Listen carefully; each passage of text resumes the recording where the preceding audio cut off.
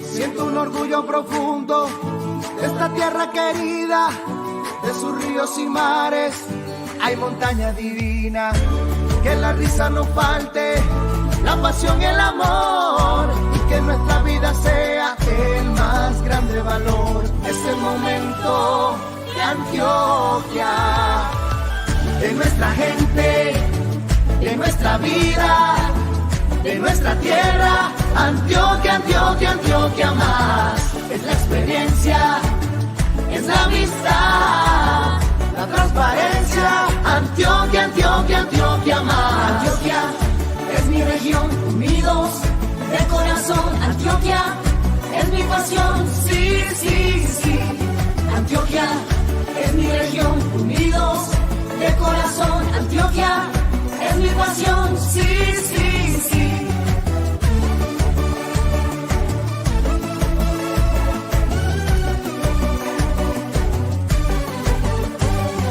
Ser diferente es nuestra potencia, la libertad es nuestra esencia. Estar unidos por la región es nuestro sueño, nuestra pasión. Gente de nuestra vida, de nuestra tierra. Antioquia, Antioquia, Antioquia más. Es la experiencia, es la amistad, la transparencia. Antioquia, Antioquia, Antioquia más. Antioquia es mi región, unidos de corazón. Antioquia es mi pasión, sí, sí, sí. Antioquia es mi región, unidos de corazón. Antioquia es mi pasión, sí, sí, sí. Unidos. Gobernación de Antioquia.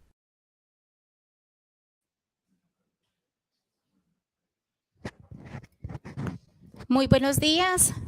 Gracias a todos los compañeros y directivos de la Secretaría Seccional de Salud que nos acompañan a esta hora. Vamos a dar inicio al tema Respuesta en Salud a Migrantes Venezolanos. Les habla Diana Milena López, profesional de la Dirección de Aseguramiento y Prestación de Servicios de Salud, y en compañía del doctor Luis Orlando Gallego vamos a abordar el tema. Muchísimas gracias nuevamente por estar conectados a esta hora. Bueno, entonces, antes de entrar en materia, vamos a comentarles un poco. Yo creo que ya todos hemos escuchado por los diferentes medios de comunicación del Estatuto de Protección al Migrante Venezolano. Resulta que este estatuto da una respuesta en el tiempo a los migrantes venezolanos que aún no han podido regularizar su situación acá en Colombia. Este estatuto es un mecanismo complementario a la respuesta ya existente en Colombia. Hace muchos años, desde las convenciones del 50 y tratados internacionales y pactos internacionales, donde Colombia hace parte de la Corte Interamericana de Derechos Humanos, estableció la protección de refugiados en el territorio colombiano. Eso obliga a que Colombia adquiera unos deberes con los migrantes venezolanos. Por eso el principio de no deportación, de no devolución de los migrantes venezolanos para su país es un acto en el cual debemos respetarlos. Ellos tienen acá toda la posibilidad de circular en el territorio colombiano, obviamente a la luz de la ley, respetando las leyes colombianas sin ningún problema. Entonces, eso hace que Colombia tenga que flexibilizar sus procesos, sus normas, sus políticas para poderle dar respuesta a ellos. Entonces, no es un favor que Colombia esté haciéndole a los migrantes venezolanos, sino que es una obligación porque ya hemos firmado todos estos pactos internacionales. Entonces, resulta que el decreto 216 del 2021 del Ministerio de Relaciones Exteriores ya le dio competencias a la Oficina de Migración para iniciar con esta protección. Esta protección que va a ser una protección temporal, pero es una protección temporal por lo largo de 10 años, que le permite al migrante venezolano entonces acceder de una forma más fácil a la protección o a la respuesta institucional que en este momento ofrece el Estado colombiano. Entonces, un poquito para ambientales del tema del decreto 216 del 2021, que los invito a que si queremos profundizar en el tema, vamos y lo consultemos. Definió que Migración Colombia tiene 3 meses para hacer un despliegue de socialización, de comunicación, de ajuste de procesos internos, de recurso humano, con el fin de que cuando inicie la primera etapa, la fase 1, entonces esté preparado tanto Migración Colombia como las personas que tengan que ver con él. El proceso, entonces, el decreto lo que hace es establecer 2 fases. La primera fase va a ser una fase netamente virtual. Aquí el relacionamiento del migrante venezolano con Migración Colombia es solamente virtual. No va a haber ningún despliegue a oficinas de Migración Colombia, todo va a ser virtual. Por eso es que, dado las condiciones de los migrantes que no tienen acceso a estas plataformas tecnológicas, Migración Colombia tiene 3 meses para adecuar puestos de control en las regionales con el fin de apoyar a esos migrantes para poder que puedan aportar la información. En esta fase 1, que la han denominado inscripción de extranjeros en el Registro Único de Migrantes Venezolanos, lo que se va a hacer es una identificación socioeconómica de todos los migrantes. ¿Cuáles? Todos los que al 31 de enero hayan estado en territorio colombiano.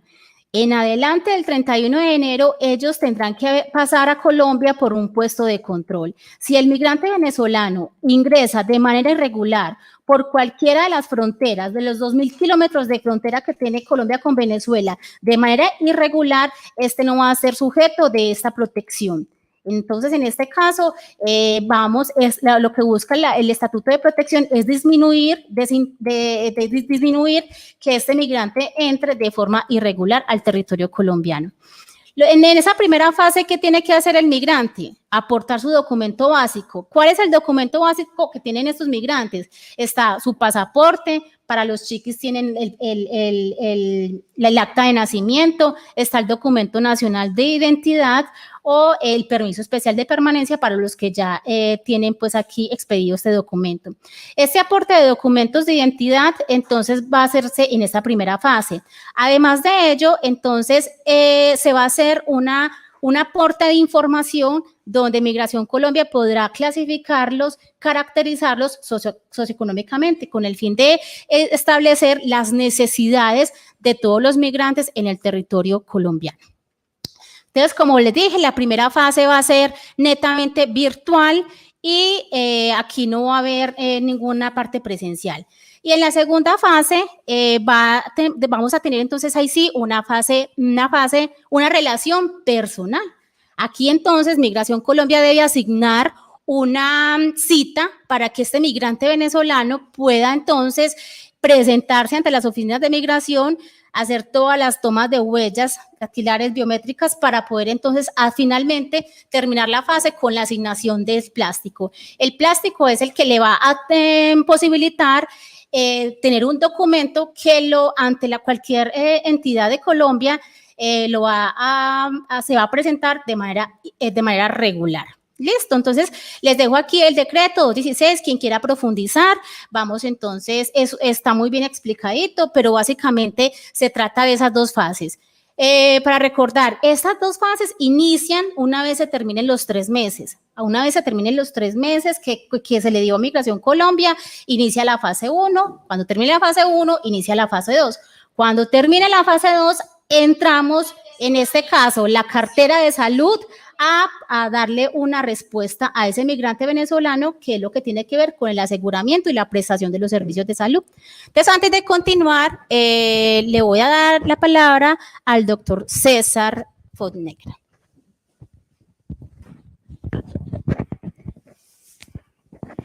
Muy buenos días para todos.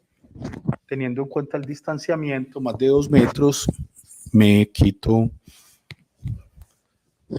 la máscara. Darles un cordial saludo y el interés que manifiestan con la presencia de ustedes para nosotros y para la Secretaría Seccional de Salud y Protección Social de Antioquia y nuestra subsecretaría, que es Prestación y Desarrollo de Servicios de Salud, es importantísimo. La implementación de este decreto 216 del 1 de marzo, que hace relación precisamente al Estatuto Temporal de Protección de Migrantes Venezolanos, bajo el régimen de protección temporal y se dictan otras disposiciones.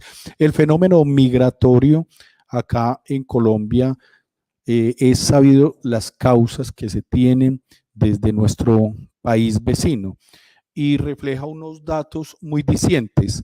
Se tienen que en los últimos años ha habido más de 5 millones de migrantes venezolanos en una diáspora que han salido de su país y se espera que para este 2021 tengamos alrededor de más de 6.2 millones de migrantes venezolanos. Tenemos una recepción acá en Colombia más de un 34%, de los cuales un 58% son hombres. Cada día se calcula que alrededor más de 300 migrantes de Venezuela están atravesando la frontera y esto genera un desafío grandísimo para el gobierno nacional, para los entes territoriales y en los cuales pues nos obliga a nosotros a acogernos a este decreto número 216 para dar una respuesta que es realmente nuestro rol desde salud a esta población migrante venezolana. Sin más, también le quería dar un cordial saludo al doctor Juan David Rodríguez, que los va a acompañar en la mañana de hoy, a Diana López y a todo el equipo de aseguramiento. Nosotros en esto hemos hecho ingentes esfuerzos, ha habido una facturación de más de 58.000 millones, de los cuales se han pagado más de 37.000 millones de pesos. Entonces, como bien lo estaba explicando Diana, tenemos estas dos fases que queremos que se entiendan bien, que se difunda, que les lleguemos a los líderes de los migrantes venezolanos los derechos que bajo este Estatuto Temporal de Protección para Migrantes se va a disponer en estas dos fases, inscripción inicial, que va a ser de 3 meses, y posteriormente la expedición de un permiso. Y el alcance que establece el decreto 216 es esperar que en los próximos 10 años ya tengan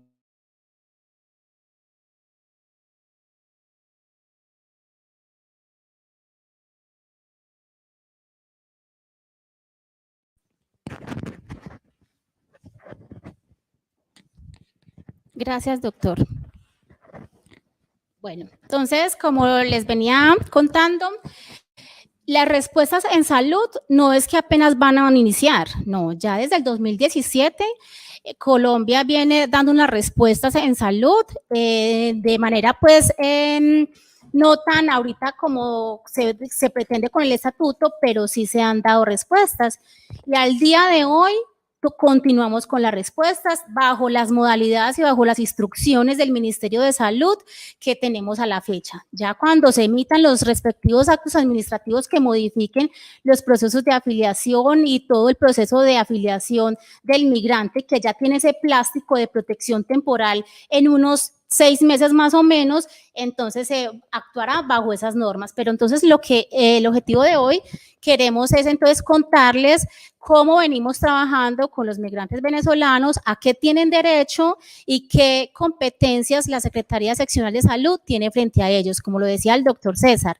el Departamento de Antioquia le ha entrado una facturación de más de 50.000 millones de pesos, entonces sí ha habido una respuesta para los migrantes venezolanos.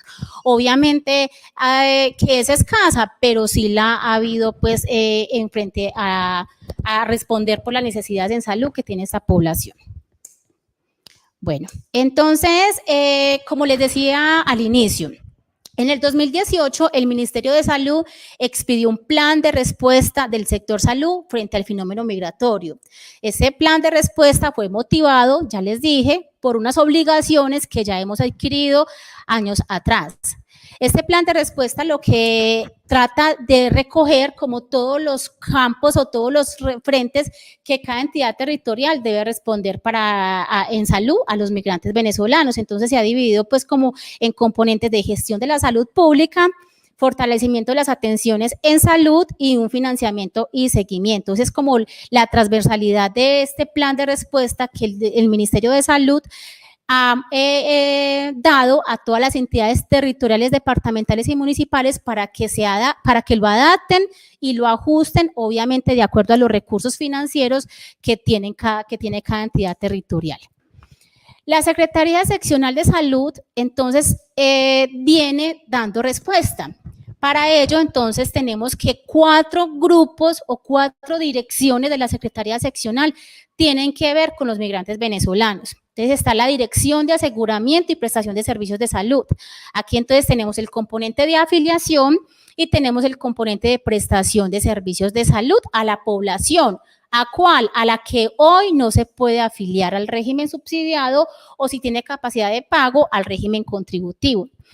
El otro grupo, tenemos una tercera respuesta que tiene que ver con todas las acciones de salud pública. La circular 025 emitida desde el Ministerio de Salud le dio unas competencias y unas obligaciones para que las entidades territoriales municipales y departamentales incluyeran a los migrantes venezolanos en cualquier condición, sea regular o irregular, a estar sujeto de las acciones del plan de intervenciones colectivas. Es así como, por ejemplo, el programa de vacunación, están inmersos todos los niños que tienen cualquier tipo de documento de identidad. Y obviamente hay un tercer grupo, una tercera dirección que es la de tutelas.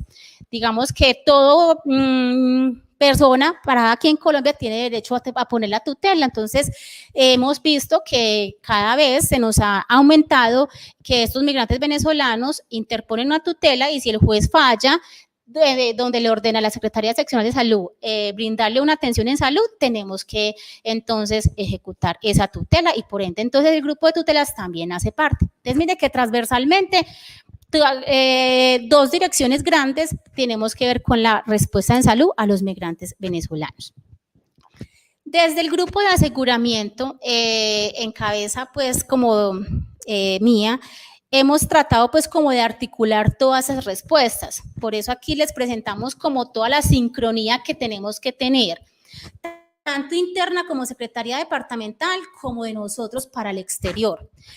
Cuando hablamos de una sincronía interna, entonces tenemos que juntarnos todos los grupos. Por eso aquí, entonces, evidenciamos que el grupo de estadísticas vitales tiene que aportar toda la parte de nacimientos, de funciones y eventos en salud pública. La parte de jurídica aportará todo el tema de las tutelas. El grupo de los RIPS aportará todas las prestaciones dadas a estos migrantes venezolanos.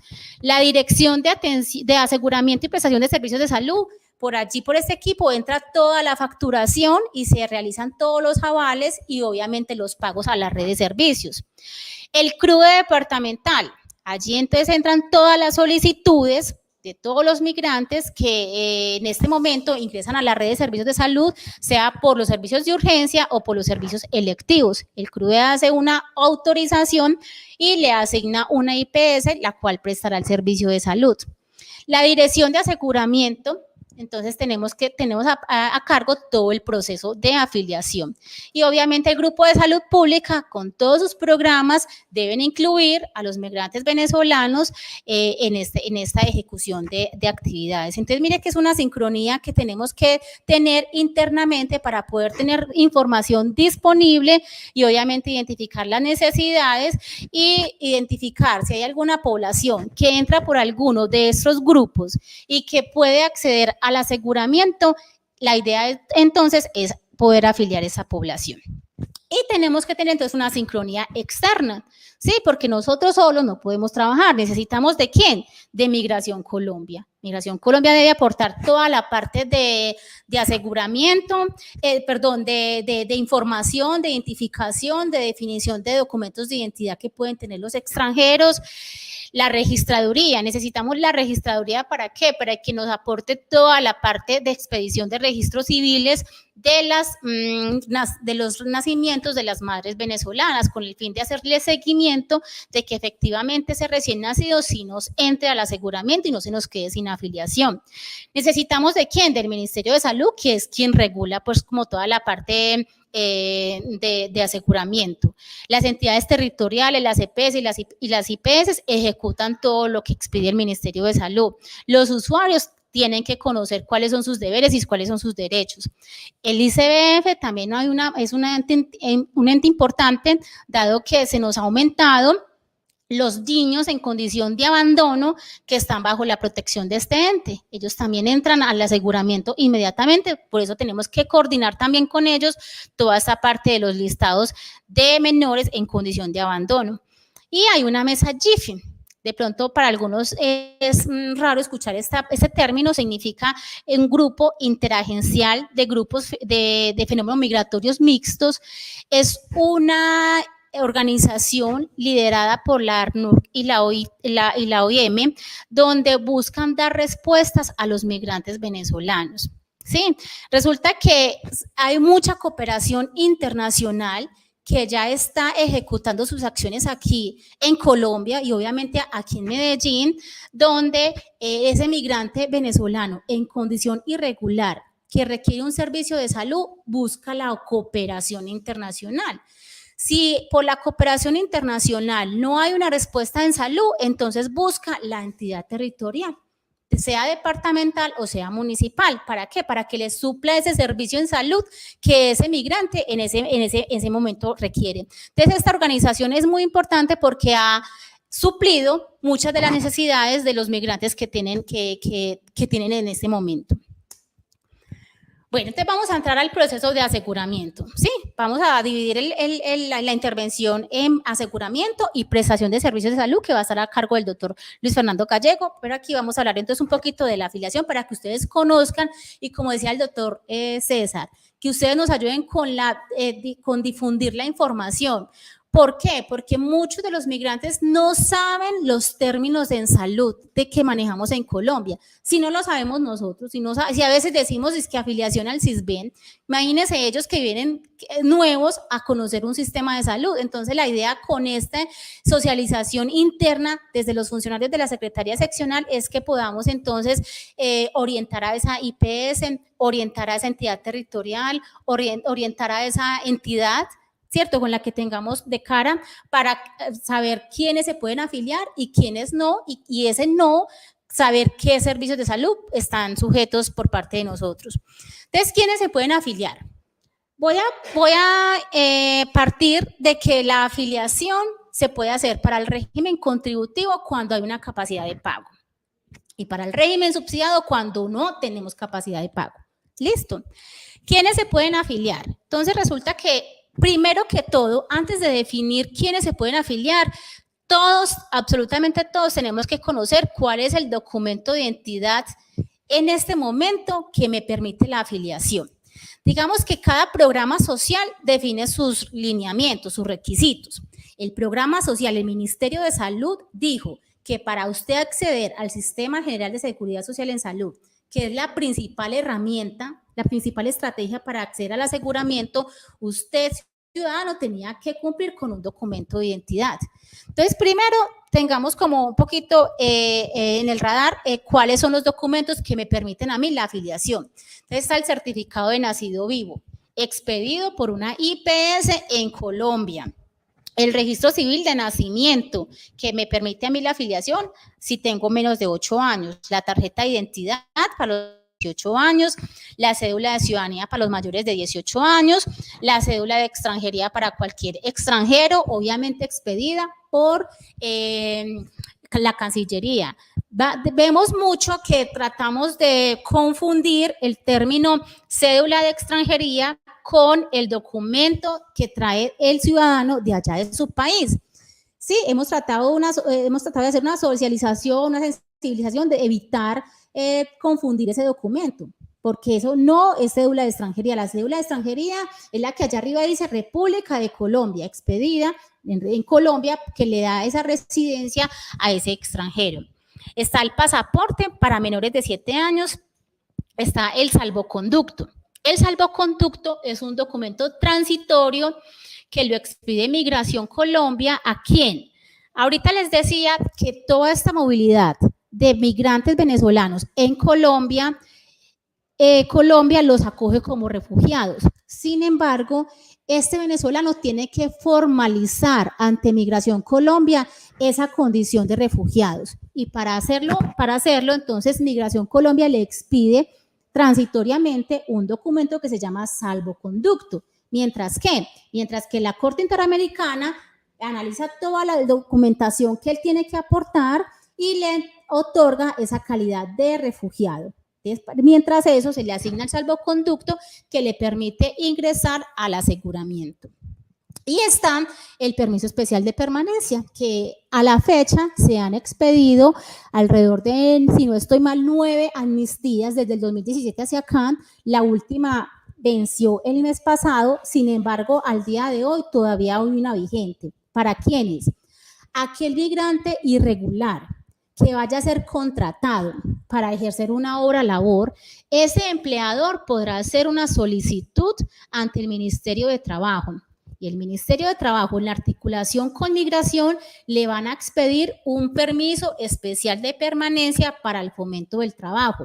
O sea que ese plástico solamente le va a servir a él para ejercer las labores de trabajo y para la afiliación en el régimen contributivo. Para nada más va a servir ese permiso especial de permanencia para fomento del trabajo. Listo, entonces teniendo ya en cuenta los documentos que me permiten la afiliación, hemos definido 5 grupos de migrantes que se pueden afiliar. ¿Quiénes son? Los colombianos retornados. Resulta que hace más o menos en el 2015 se produjo una expulsión masiva de colombianos que vivían en Venezuela. Estos colombianos regresan con sus hijitos, con sus cónyuges. Este grupo de población, el Ministerio de Salud le otorgó una condición especial. ¿Qué quiere decir? Que inmediatamente, si no tenían capacidad de cotizar al régimen contributivo, podían afiliarse al régimen subsidiado. El segundo grupo ya es el nacional venezolano, o sea, ese que nació allá en Venezuela, que pasó acá a Colombia y que pudo acceder a una de las 9 amnistías que hablamos del permiso especial de permanencia. Él y su grupo familiar también ingresan al régimen subsidiado inmediatamente sin tener que pasar por la encuesta del CISBEN, porque también se le otorgó una condición de población especial.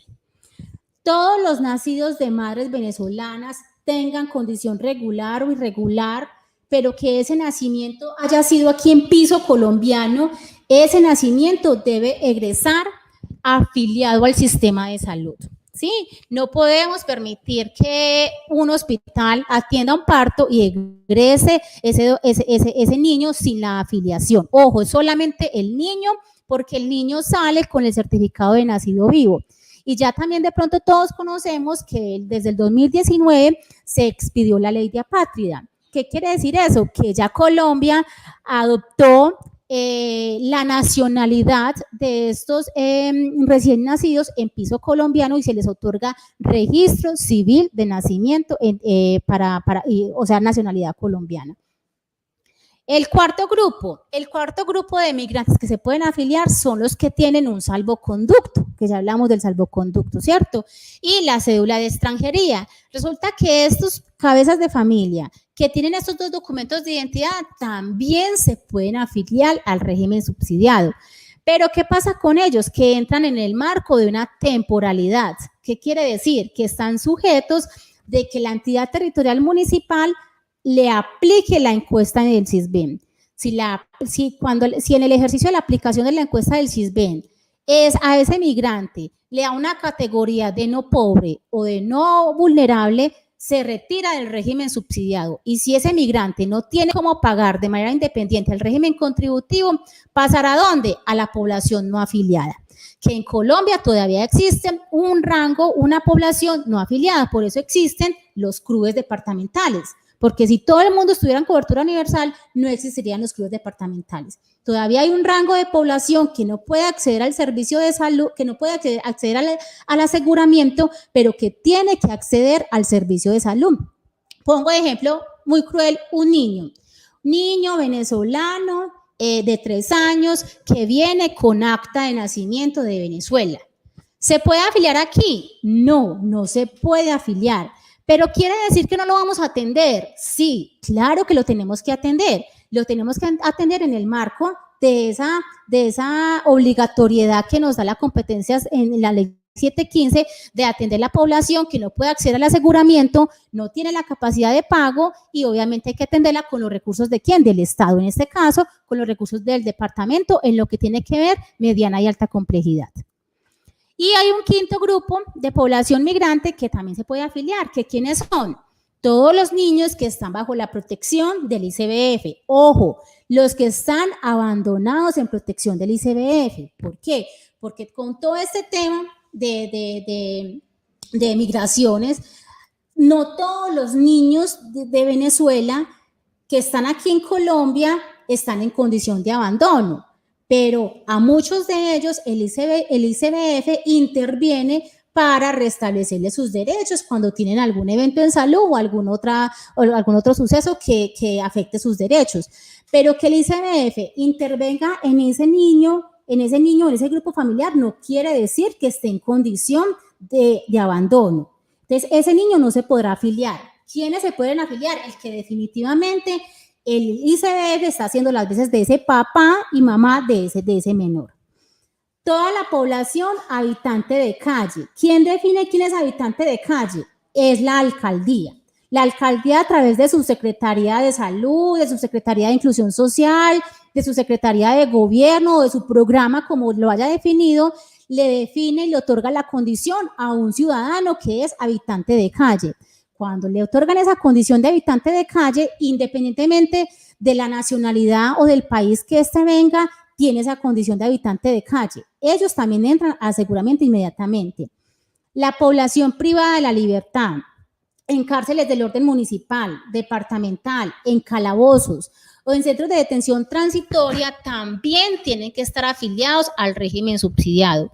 Y los indígenas, también ya tenemos casos de indígenas venezolanos, más bien en el norte del país, pero aquí también nos ha llegado. Entonces, este quinto grupo, todos entran al régimen subsidiado. Ninguno de esa población bajo la protección de esta entidad puede estar sin seguridad social. ¿Por qué? Porque así este grupo poblacional no tenga ese documento regular, que aquí lo describimos en la parte de azul, el municipio le va a asignar un documento transitorio. Ese documento transitorio debe estar entonces conformado por unos códigos establecidos en la norma que le permitirá la afiliación al sistema de salud. ¿Quiénes hacen la afiliación? La hacen las EPS si caracterizan un usuario o un migrante que ya tenga SISBEN, clasificado como pobre moderado o pobre extremo o población vulnerable, o esté en el estado censal. Lo pueden hacer los municipios. Los municipios inmediatamente focalicen una de las poblaciones que ya hemos descrito, inmediatamente procede con su afiliación. Y lo hacen las IPS. Públicas, las privadas, las de baja, las de mediana, las de alta. ¿Quiénes se quedan por fuera? Ninguna. Todo lo que se llame IPS, que encuentre o que identifique que porque un usuario demanda un servicio de salud en cualquier servicio, en urgencias, en hospitalización, en consulta externa, en los programas de PIP, en los programas de controles, en todo, en cualquier servicio que sea bajo ese hospital, tiene que hacerse la afiliación. Entonces, aquí la invitación es para que ninguna entidad empiece a direccionar al usuario a otra entidad. No, es que vaya a la EPS, vaya al municipio. No, ya el Ministerio de Salud le dio competencias a cada uno para hacer la afiliación. Aquí tenemos entonces unos resultados. Vemos entonces que en el Plan Nacional de Desarrollo del 2020-2023 se establecieron unas metas de afiliación para estos migrantes. Tenemos una meta para cumplir en el 2023 del 90%. Aquí podemos ver las anualidades. En el 2020 pudimos alcanzar una meta del 72% frente a la afiliación. La gráfica nos muestra que la afiliación de los regímenes contributivos, que es superior el régimen contributivo al régimen subsidiado. En el régimen contributivo tenemos entonces alrededor de 40.000 personas afiliadas y en el régimen subsidiado alrededor de 18.000. Contra una población que al día de hoy tiene permiso especial de permanencia de 80.000. Entonces hicieron los cálculos, por allá nos falta encontrar alrededor de 20.000 personas que posiblemente estén aquí paradas en Antioquia con su permiso especial de permanencia, pero que desconoce que se pueden afiliar.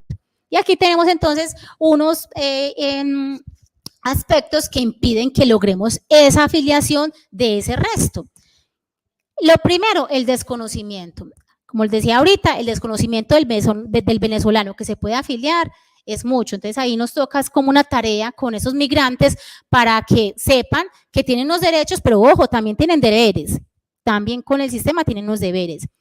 También del lado de nosotros, o sea, el desconocimiento por parte de la entidad territorial municipal, departamental, desde las IPS, en las rutas de afiliación también se ve mucho. Hay un alto flujo de rotación de personal de las entidades que no se entregan los procesos y eso evita que entonces si una IPS atiende a un migrante que tiene permiso especial de permanencia, no proceda con su afiliación. ¿Por qué? Porque desconocen los procesos.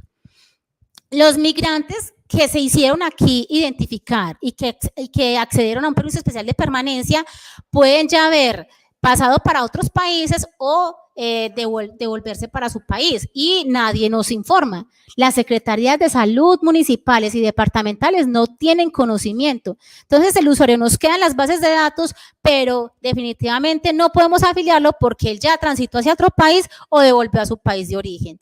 Muchos migrantes ocultan su permiso especial de permanencia. ¿Por qué? Vaya a ver, pues usted a saber. Muchos dicen que es que es más fácil que me atiendan como población irregular, ¿cierto? Entonces se dan muchos desconocimientos por parte del migrante y ahí hemos identificado también que ellos omiten su permiso especial de permanencia. Como no tenemos dónde consultarlos, no sabemos si él sí tiene o no tiene. No hay acceso a los datos de contacto. Entonces estamos llamadas a las entidades territoriales a aumentar una cobertura. ¿Dónde vamos a ir a buscar esos migrantes? No sabemos esos 20.000 cómo se llaman, dónde viven, cuál es su teléfono, cuál es su correo electrónico. Nadie nos da información de nada. Y el migrante, una vez se afilia, tiene que estar cada 4 meses personalmente ante la entidad territorial diciendo yo todavía estoy aquí en Colombia para poder que le continúen con esa afiliación. También todos esos trámites para el migrante es difícil, a veces no tiene pasajes para desplazarse a las secretarías de salud a notificar su situación y entonces eso también afecta que los migrantes se nos queden por fuera del sistema de salud. Otra parte importante que les quería contar es el aseguramiento de los recién nacidos. Aquí podemos ver entonces que en el 2020, más o menos alrededor de 7.000 usuarios, de 7.000 venezolanas, o sea, 7.000 nacimientos ocurridos en nuestro departamento. Todos se concentraron, obviamente, en el Valle de Aburrá y dentro del Valle de Aburrá, la mayoría se concentró en el municipio de Medellín. Los que le decía ahorita, todo nacimiento debe salir afiliado en el sistema de salud. Obviamente, si tiene una mamá con un permiso especial de permanencia y tiene una capacidad de contribuir al régimen contributivo, se afiliará a este régimen, pero si no, se afilia el recién nacido solito al régimen subsidiado. Dentro de los seguimientos que hemos hecho, ¿qué hemos encontrado? En el régimen contributivo hay 157 activos, que en el régimen subsidiado 4.400 y que hay un total de afiliados de 4.546 para un total de un 60%. ¿Qué pasó con el otro 40%? ¿Por qué egresó el niño del hospital sin la afiliación? Que esas son preguntas que nosotros desde el grupo tenemos que entrar a fortalecer toda esta parte de capacidad de respuesta desde las IPS para que no nos egresen los niños sin la afiliación. Aquí puede ser que ese 40% ya esté dentro del sistema de salud, pero no se nos pierde el registro dado que el niño sale es con un certificado de nacido vivo. La mamá va y hace su vuelta, expide su registro civil de nacimiento, vuelve al hospital y es afiliado ya con un RC y con unos nombres. Entonces ahí se nos pierde hacerle seguimiento a esos recién nacidos. Entonces la idea, y aquí lo que hace es que la idea que el hospital ejerza su función desde el día del nacimiento sin egresar el niño, pues sin egresar el grupo familiar. En lo que tiene que ver eventos de interés en salud pública, aquí entonces como primer evento tenemos todo lo que tiene que ver con el COVID. Vemos que en el 2020 se presentaron alrededor de 7.173 casos de interés en salud pública. Con respecto a los casos colombianos tenemos un 1%. Esto como datos de información. Listo, entonces hasta acá todo el tema de aseguramiento. En el chat estamos entonces recibiendo las preguntas que tengan que ver con el proceso de aseguramiento y vamos entonces a entrar en la segunda fase de este aporte de información, que es las personas que no tienen la posibilidad de acceder a ese aseguramiento, ¿qué podemos nosotros garantizarle. Antes de darle la palabra al doctor Luis Fernando Gallego, entonces necesitamos que las 126 entidades territoriales, ¿cierto? Los 125 municipios y el departamento se articulen. ¿Por qué? Porque también necesitamos que el municipio responda por su primer nivel, por la baja complejidad. Porque lo que le vamos a explicar aquí es solamente lo que nos compete a nosotros como mediana y alta complejidad. Entonces, si no le abrimos la puerta a esa gestante, sí, mire que ahorita vemos aquí en los eventos en salud pública todo lo que tiene que ver con la parte gestacional, sí, y es porque en el primer nivel le cerramos la puerta a esta embarazada, no le hacemos los controles y ya llegan entonces con el alto riesgo obstétrico en urgencias ya a un segundo o a una mediana o alta complejidad. Entonces la idea es que necesitamos que el primer nivel también responda, le abra la puerta a esa población para poder que suba a esa mediana complejidad y nosotros entonces podemos ejercer las acciones que nos compete a nosotros. Muchas gracias.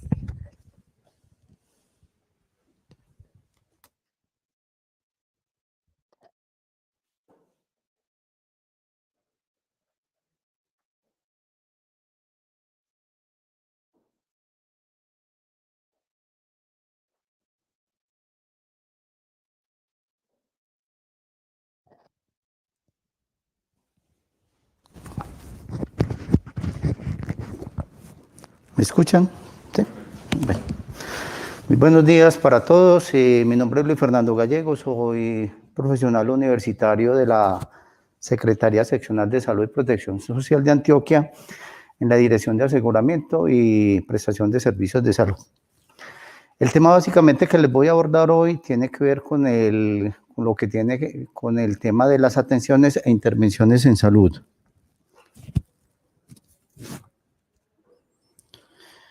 Dentro de este es otro de los componentes del plan al que les hacía referencia la compañera Diana y contempla, digamos, 4 posibilidades. Una son las atenciones individuales, otras son una modalidad de prestación de servicios, otras son las intervenciones colectivas y otras son las intervenciones poblacionales.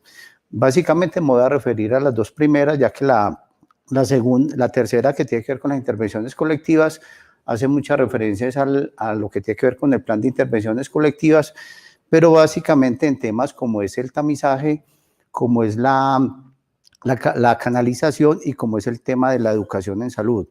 Y en el tema de intervenciones poblacionales, básicamente es lo que tiene que ver con campañas masivas de información y de educación para la población, básicamente en temas como la prevención de la violencia, la convivencia social, la atención en salud, etcétera.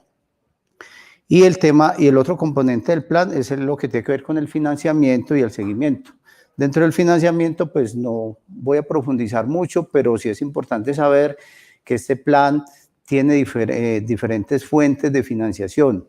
Hay mucha inquietud, sobre todo por parte de los municipios, con respecto pues a cómo van a financiar o cómo van a cubrir esas atenciones en salud, sobre todo para la población en situación irregular, ya que sabemos que la población regularizada puede acceder a la seguridad social a través del régimen contributivo del régimen subsidiado, pero la población en situación irregular, digamos que no va a tener esa posibilidad de acceder al aseguramiento en salud, entonces va a ser una población que, como dijo la compañera, va a ser considerada como población no asegurada y por tanto será objeto de la prestación de los servicios de salud con cargo a los recursos, sea del municipio, si es por atenciones de baja complejidad, o al departamento si son atenciones de mediana o de alta complejidad.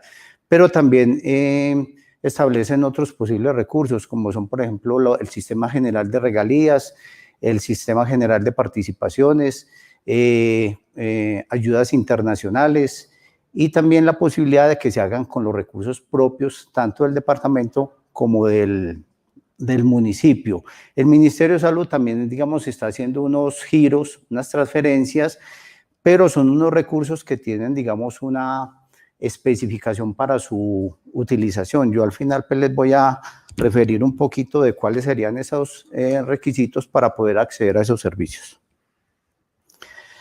En el tema de las atenciones individuales hay unas condiciones para la atención de esta población en situación irregular y dentro de ellas está que esta población se le debe garantizar todas las atenciones de urgencias, o sea, ese es, digamos, como el servicio principal al que deben garantizar tanto los municipios como los departamentos a esta población en situación irregular. Una situación de urgencia no se le pueden establecer barreras de tipo económico, de afiliación, de capacidad de pago, sino que si se trata de una urgencia y la institución tiene habilitado el servicio, tiene la obligación de garantizar esta atención en salud.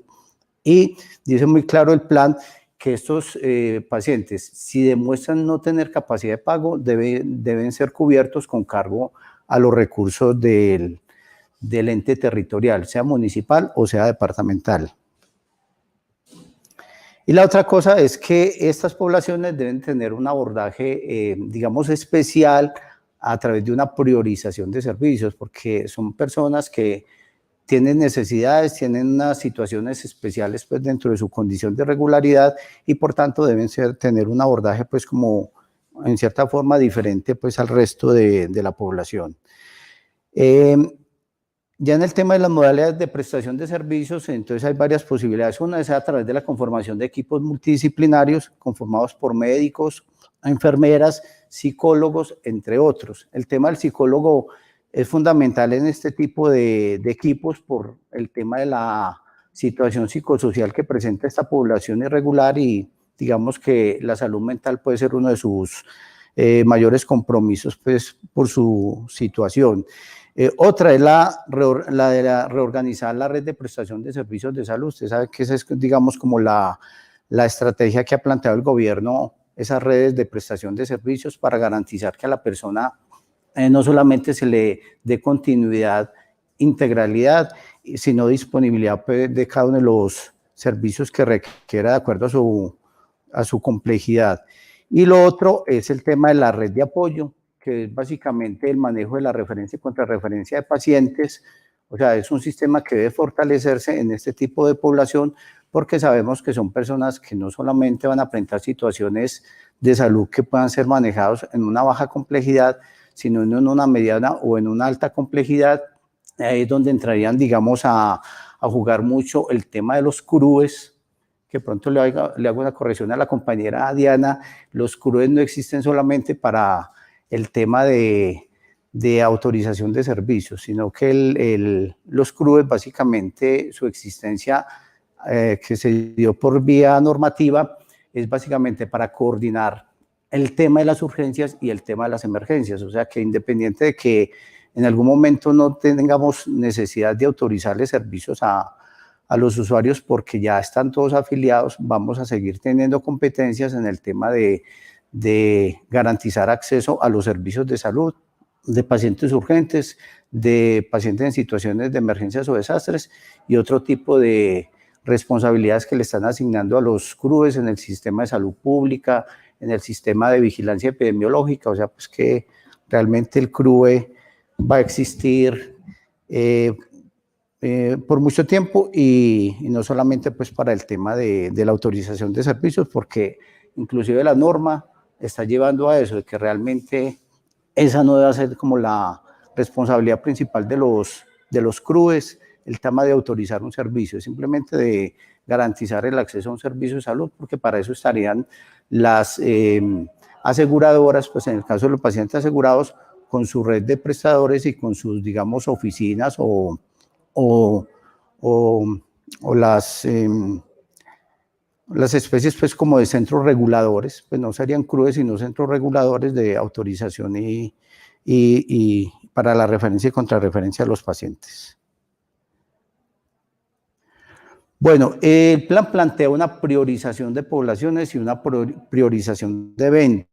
Dentro de las poblaciones que está priorizando este plan, contempla a las mujeres gestantes y lactantes y a los niños, niñas y adolescentes. O sea, es importante aquí precisar que en estos momentos el plan no contempla solamente al menor de 1 año o al menor de 5 años, que ha sido de pronto como la concepción que hemos tenido de que solamente se van a priorizar esa población. O sea, ya el plan está abordando tanto a los niños y niñas y a los adolescentes, o sea, prácticamente a los menores de de 18 años, que debe ser pues como, y esa ha sido digamos como dentro de la normatividad actual, se le ha dado mucha digamos como garantía a los niños, niñas y adolescentes por considerarlos como población de especial protección.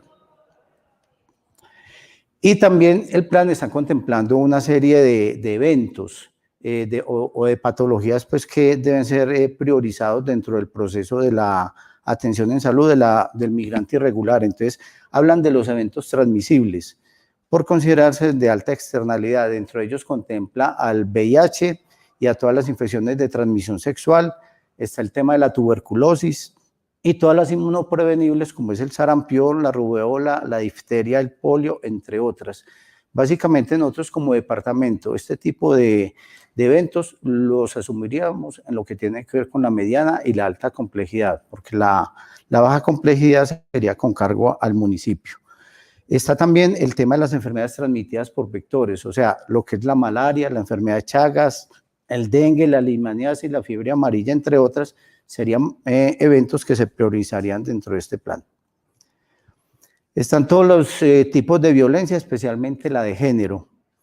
Entre ellos, pues, todas las formas de trata de personas y todo el tema de las condiciones crónicas. Okay, aquí le dan también mucha importancia al cubrimiento de lo que es la diabetes, de lo que es la hipertensión y el asma, porque son patologías que por el tema de ser crónicas, de que las personas no están de migrantes en situación irregular, no están, digamos, en sus controles, tomando sus medicamentos, entonces fácilmente se descompensan de este tipo de patologías o enfermedades y van a requerir los servicios de salud. También el tema de la enfermedad mental, como les decía yo, son personas que están pasando por una situación que les afecta a su parte psicosocial. Entonces es importante pues también como este tipo de cubrimiento, el tema de la epilepsia, entre otras. También aquí hacen mención al tema de vacunación, ya Dianita les dijo ahora que es una población que también es tenida en cuenta para todos estos programas de inmunización, y ahora en el tema del COVID, pues ha sido una población que también dice entra dentro de la categoría de ser tenidos en cuenta para la vacunación dentro de las diferentes etapas y fases. Pero el plan también dice que es un plan progresivo, o sea, inicialmente están contemplando solamente estas patologías, estas poblaciones, pero es un plan que en la medida de las posibilidades se va a ir ampliando. Sí quedan, digamos, inquietudes con respecto a qué pasa con el alto costo, qué pasa con el resto de la población. Entonces, aquí les voy a mostrar un cuadro donde hacemos un comparativo entre lo que está planteando el plan de respuesta para el migrante irregular y lo que en estos momentos a través de nuestros centros reguladores, tanto de electivas como de urgencias, digamos, está garantizando dentro de la atención en salud. Entonces, en el cuadro tenemos el tema de las urgencias, o sea, el tema de las urgencias está garantizado tanto en el plan como por parte de del departamento a través del Centro Regulador de Urgencias y Emergencias, o sea, del CRUE. Y como les decía, es el servicio que no se le puede negar en estos momentos absolutamente a nadie, independiente de su capacidad de pago, de su afiliación, de que haya una contratación de por medio. Es un servicio pues que se le va a garantizar e independiente de la edad. O sea, aquí ingresan absolutamente todas las personas en situación irregular, independiente de la edad.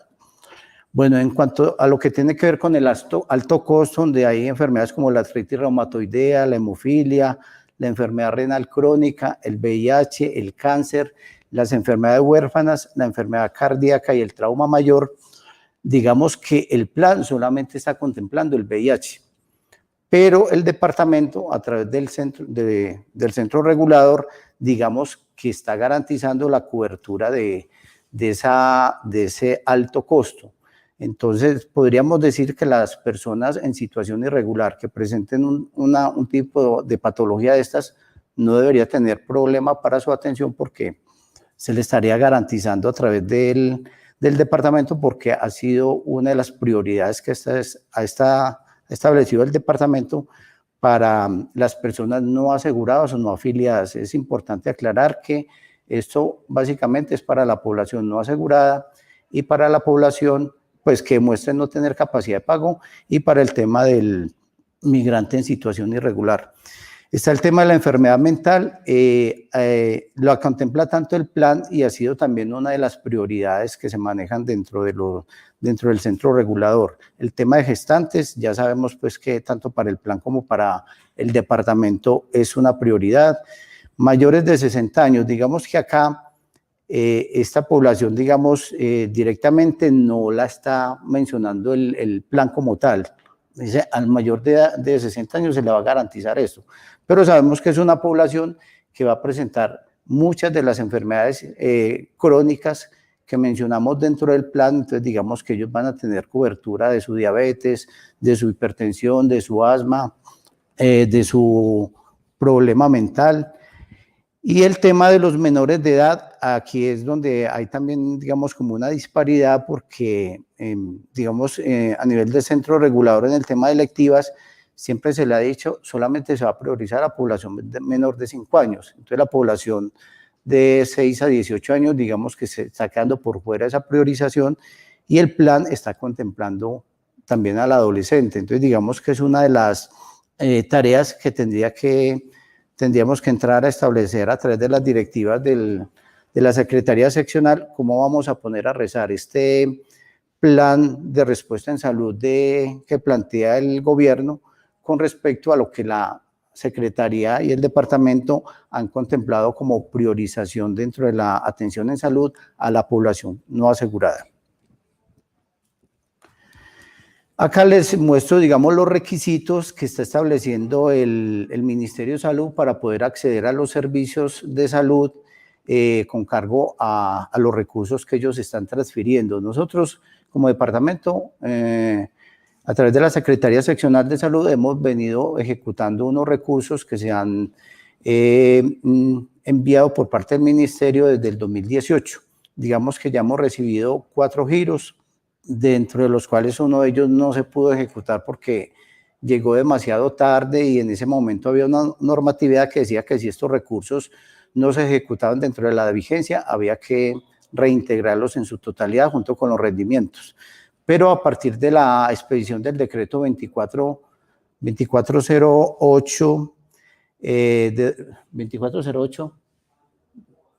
de 2018 que sacó el gobierno y que, digamos, derogó el 866, que era el que estaba vigente hasta la fecha, estableció que estos recursos podían pasar de una vigencia a la otra. Entonces, digamos que en estos momentos los recursos que nos llegaron en el 2018 se ejecutaron en esa, y no se pudieron ejecutar en esa fecha, pasaron al 2019, pasaron al 2020, y si aún, digamos, tuviéramos la disponibilidad de esos recursos, pasarían al 2021. Digamos que entre el 2019 y el 2020 se ejecutaron más de 4.000 millones de pesos de estos recursos que ha girado el Ministerio de Salud para el pago de las atenciones de salud de la población migrante de los países fronterizos, pero para el pago de las atenciones de urgencias. O sea, estos recursos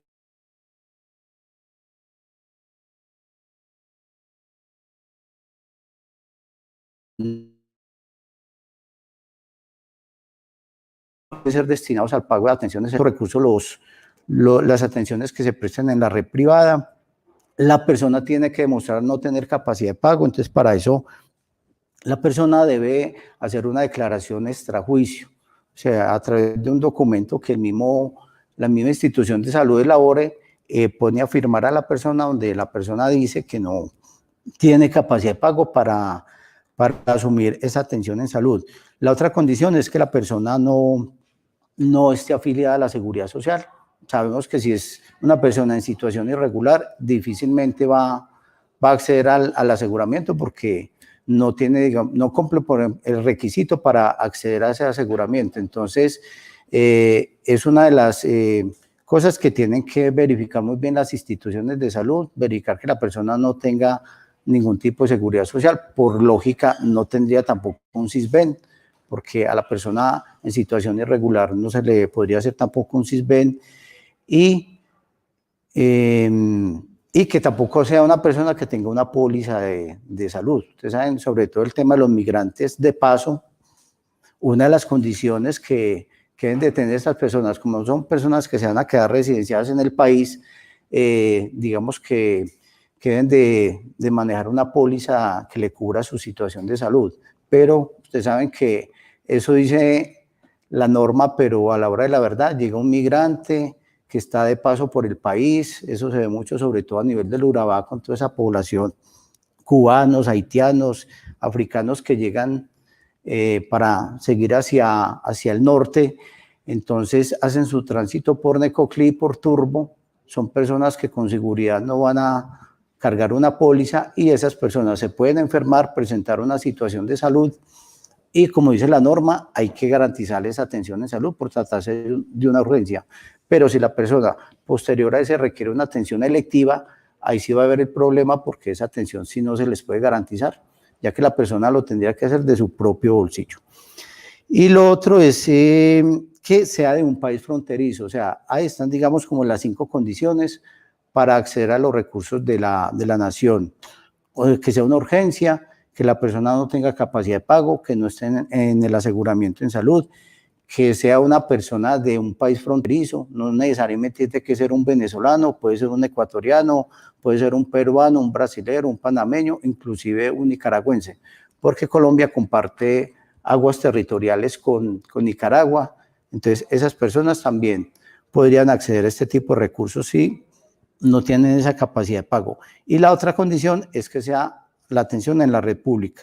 Otra de las condiciones es el tema de los reportes al CISPRO y al CIRE. Ustedes saben que son unas plataformas, la del CIRE es de Migración Colombia, la del CISPRO es del Ministerio de Salud, y digamos que la norma pues, establece que este tipo de notificación se debe realizar. En el caso del CIRE, no solamente para la persona que tiene una atención en salud, sino una persona que se le está prestando un servicio, educación, se le está dando un trabajo, etcétera, etcétera. O sea, cualquier servicio al que acceda un extranjero debe ser notificado al CIRE. Y en el caso de la atención en salud, esa sí sería al CISPRO, que es el sistema que tiene el Ministerio de Salud para, digamos, llevar un control de las atenciones en salud que se le están garantizando a los migrantes, tanto en los municipios como en los departamentos, y es como la información que ellos dicen que requieren para poderle girar recursos a los departamentos y a los municipios para ayudarles con el pago de las atenciones en salud de esta población. Pero realmente es un registro que sabemos que no todas las instituciones ni todos los municipios lo vienen haciendo juiciosamente. Ya para ir terminando, les voy a mostrar así rápido unas estadísticas del 2020 que fueron enviadas por el CRU del departamento, donde vemos que en el tema de las atenciones en salud, al 90% de las solicitudes pues, que se hicieron de extranjeros allá en el CRUE y en el CRAE, casi el 90% correspondían a venezolanos. O sea, se autorizan, como les digo yo, a otros extranjeros, pero básicamente el 90% de las autorizaciones fueron a migrantes venezolanos, que representaban más o menos 21.759 personas en el 2020. Esto en servicios equivalían a más o menos 50.073 servicios más o menos, que corresponden al 90% de los servicios autorizados a población extranjera.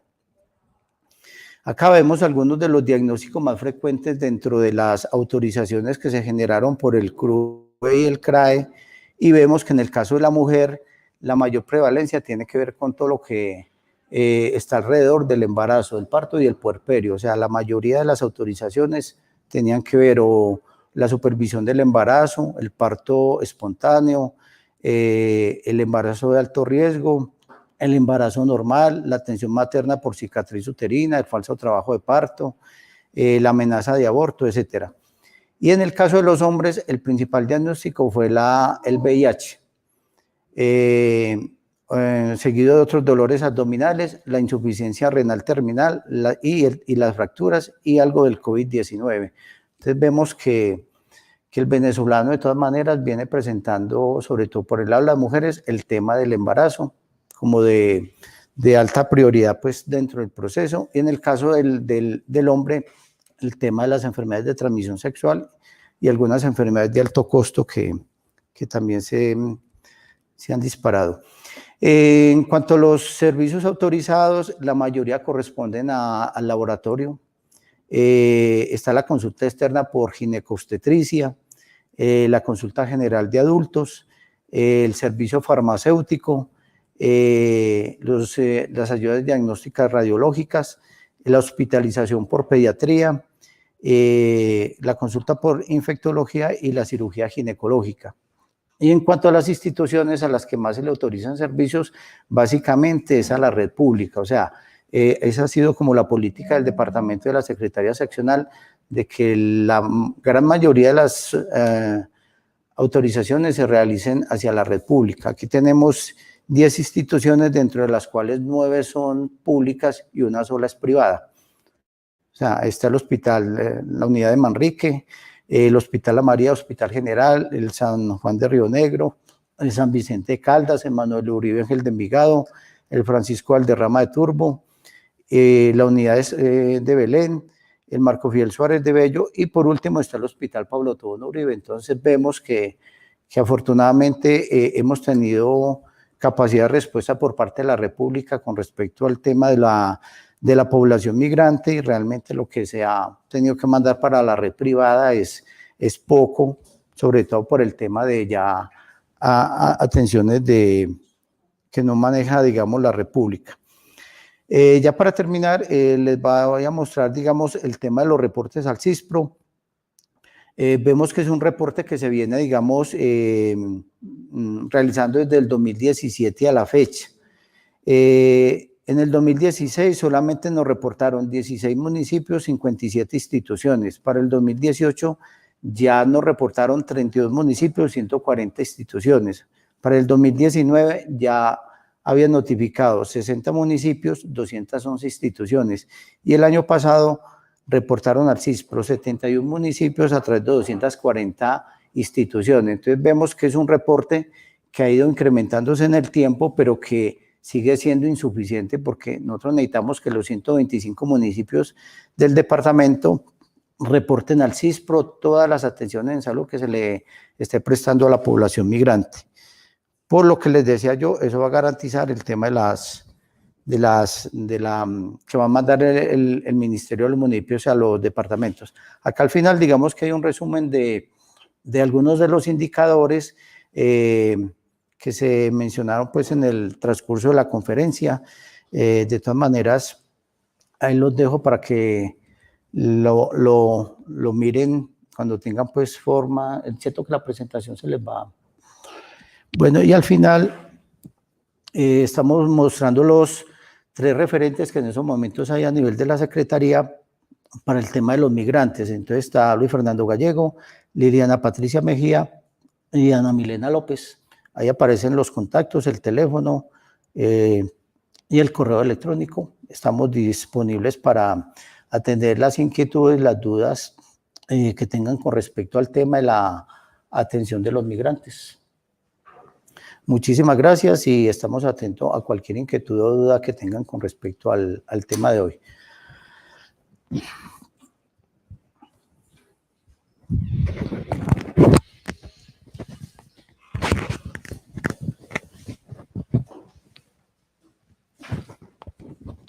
Bueno, entonces, muchas gracias a todos los asistentes. Les recuerdo que el 18 de marzo, la próxima semana, vamos a estar haciendo este mismo ejercicio, pero con todo el externo. El día de hoy era haciendo una socialización acá a nivel interno, tratando de unos temas de manera muy general, pero el 18 vamos a estar con todos los gerentes de IPS, el personal de afiliación de las IPS, el personal que tenga que prestar el servicio de salud, facturación desde las IPS, las secretarías de salud, los personeros, muy importantes, si ustedes tienen que ver con personeros, divulgar esta información y los usuarios. Vamos a tratar de contactarnos con un líder de estas organizaciones de venezolanos para que llegue esa información y pueda participar con nosotros. Bueno, entonces muchas gracias. Me están preguntando que la asistencia, les voy a mandar, si es posible, en el chat un formulario para que me diligencien la asistencia de las personas que estuvieron acá conectadas con nosotros. Y por acá también veo otra pregunta que tiene que ver con los niños cuyo papá tiene un permiso especial de permanencia y el niño no. Digamos que debemos, en este momento se podría hacer una solicitud, o sea, los padres se podrían hacer una solicitud ante migración para que les hagan una extensión de P a los hijos. Sin embargo, debemos esperar como todo ese proceso de protección temporal que ya viene adelantando Migración Colombia y que obviamente va a incluir a todos los irregulares para asignarles ese permiso de protección temporal. Obviamente recordemos que las atenciones para los niños están incluidas dentro de la responsabilidad de la entidad territorial, tanto municipal como departamental. Entonces, por ese lado, si se requiere atención en salud, pues ya en la baja complejidad responde el municipio y nosotros en la mediana. Y el papá, entonces, si se demora mucho, pues como todo este proceso de asignación del plástico para este niño, pueden hacer los padres la solicitud ante migración para la extensión de ese PEP. No veo como más preguntas acá en el chat, entonces, muchas gracias.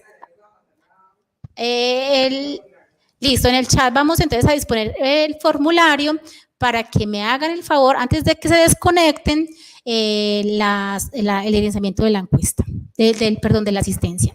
Muchas gracias y espero que hayamos proporcionado información de su interés.